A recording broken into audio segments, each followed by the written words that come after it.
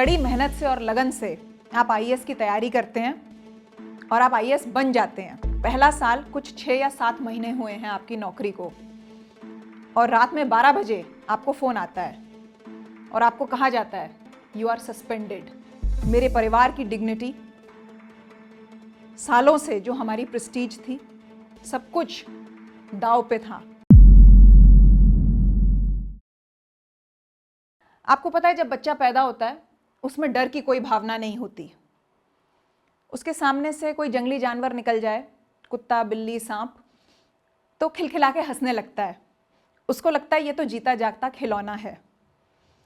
पर जब हम बड़े होने लगते हैं तो अलग अलग प्रकार के डर हम में समाने लगते हैं, चाहे वो खतरे का डर हो, चाहे नौकरी पाने का, चाहे अच्छी तनख्वाह ना मिल पाने का, या किसी भी तरह का। मुझे याद है, मेरे माता पिता जा रहे थे कहीं, रास्ते में उन्हें रोक लिया गया और मेरे फादर को ये कहा गया, अपनी लड़की को समझा लो, उसे रोक लो, नहीं तो उसे उठा लेंगे।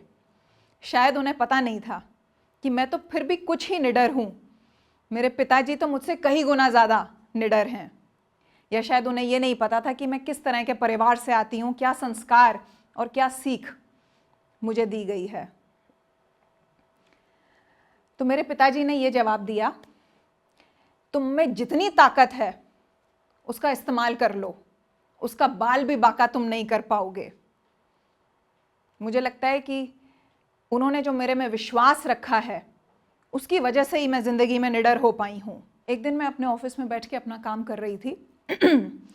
कुछ गांव वाले आए और उन्होंने कहा कि रात में गुंडे आते हैं, जेसीबी, ट्रैक्टर, डंपर, ट्रॉली और कट्टे लेकर के आते हैं, हमारे खेतों के आसपास खनन करते हैं, अवैध खनन, बालू, देसी भाषा में मिट्टी को बालू कहा जाता है, जो कि कंस्ट्रक्शन एक्टिविटी में बहुत यूज़ होती है। उसको खोदते हैं, ट्रैक्टरों में, ट्रॉलियों में भर भर के उसको ले जाते हैं।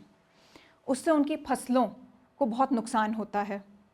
जो यमुना नदी बह रही है उसकी दिशा बदलती जा रही है, पानी उनके घरों तक पहुंच रहा है, बाढ़ का डर बना हुआ है। हमारी मदद करिए, हमें बचाइए। मैं जा कर के देखती हूँ और आप यकीन मानिए, जैसे शादी में शामियाने लगते हैं, लाइटें लगती हैं, वैसा माहौल देखने को मिलता है गांव में।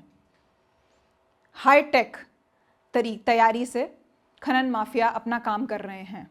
हम लोग प्लान बनाते हैं कि हम इनके अड्डों पे अटैक करेंगे, इनको अरेस्ट करेंगे, इनकी गाड़ियों को सीज करेंगे। लेकिन हम तो मुश्किल से 10 या 15 लोग होते हैं और ये लोग, इनके पास वेपन है, प्रोटेक्शन है, बड़ी बड़ी गाड़ियां हैं। मेरी तो सरकारी गाड़ी, मुझे याद है, 40 किलोमीटर की स्पीड पे चलती थी। हम उनके पीछे पीछे भागते थे तो वो सुर्र करके आगे निकल जाते थे। तो हमने सोचा ऐसे नहीं चलेगा, हमें और अच्छे से प्लानिंग करके जानी पड़ेगी। भले हम संख्या में कम हैं, लेकिन हम डर में किसी भी तरीके से कम नहीं हैं। हमें किसी चीज़ की परवाह नहीं है, हमें निडर होकर आगे बढ़ना है। तो हम रात रात को अपनी रेड्स करनी शुरू करते हैं, फुल सीक्रेसी से। किसी को पता नहीं होता है कि हम कहाँ रेड करने वाले हैं। लास्ट मिनट पे मैं डिस्क्लोज करती हूँ। और 2 हफ्ते, शायद 2 हफ्ते भी नहीं, 10 या 12 दिन के अंदर 100 से ज़्यादा व्हीकल्स, जिसमें डंपर, ट्रॉली, ट्रैक्टर, सब तरह के वाहन शामिल हैं, छोटे से लेके बड़े, 100 से ज़्यादा व्हीकल्स हम पकड़ लेते हैं। लगभग 120 लोगों को अरेस्ट कर लेते हैं। इतनी कुछ FIRs भी दर्ज कर लेते हैं।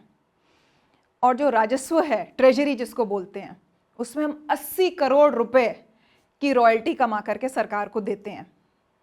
ऐसी चीज़ पहले कभी नहीं हुई होती है।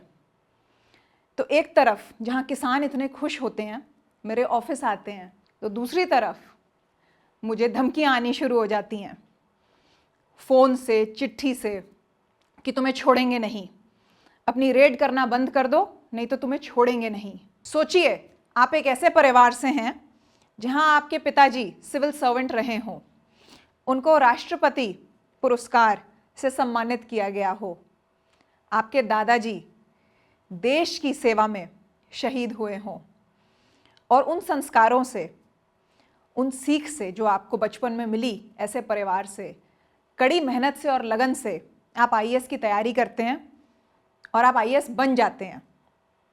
आपकी नौकरी का शुरुआती साल पहला साल कुछ 6 या 7 महीने हुए हैं आपकी नौकरी को, और रात में 12 बजे आपको फ़ोन आता है और आपको कहा जाता है यू आर सस्पेंडेड। तो जब मेरा सस्पेंशन हुआ, ये 2013 की बात है,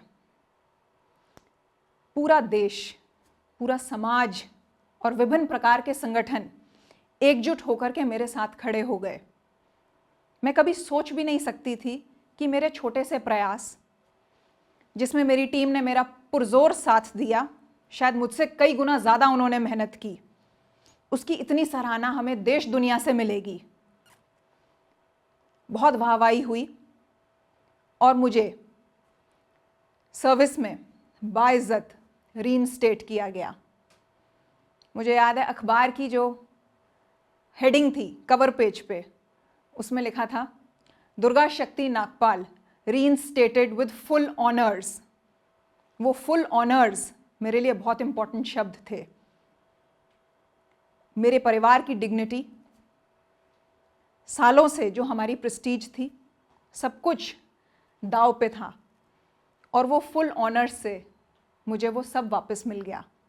तो अगर आप अपना काम पूरी ईमानदारी से, निष्ठा से और सबसे ज़्यादा ज़रूरी निडर होकर के करते हैं, तो सारा समाज आपके साथ जुड़ जाता है। आप भले अकेले हों शुरुआत में, लेकिन जैसे जैसे आप आगे बढ़ते जाते हैं, आप देखते हैं कि एक कारवां बनता चला जाता है। जब मेरा यूपीएससी में सिलेक्शन हो गया, मुझे लगा लाइफ के सारे एग्ज़ाम्स ख़त्म और अब मुझे ज़िंदगी में कोई एग्ज़ाम नहीं देना होगा। मुझे नहीं पता था कि पहला एग्ज़ाम 6 महीने की नौकरी के अंदर आ जाएगा, और वो भी जो यूपीएससी एग्ज़ाम से कई गुना ज़्यादा मुश्किल होगा, और कोई गारंटी नहीं कि मैं बच पाऊंगी कि नहीं।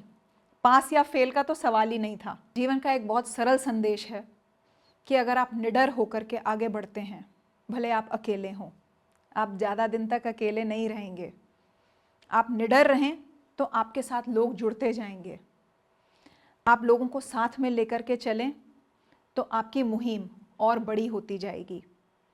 और अगर लोग भी ना हों, आपको लोगों को जोड़ना हो, तो वो भी बहुत आसान काम हो जाएगा। ज़िंदगी भी इसी तरह है। आप निडर होकर के, सबको साथ में लेकर के, पूरी ईमानदारी और निष्ठा से आगे बढ़ें। आप हमेशा सफल रहेंगे और पूरी दुनिया आपका साथ देगी।